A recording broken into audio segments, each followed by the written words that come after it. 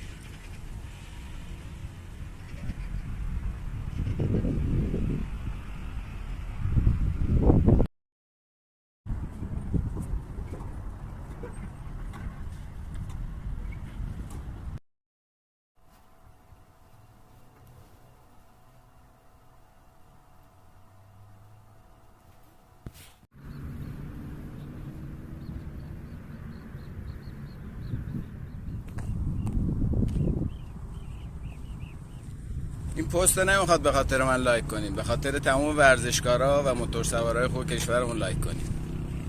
اگه تمام حرکت ها رو ضرب در 10 کنید، اندازه یه راند موتورسواری توی پیست نمیشه.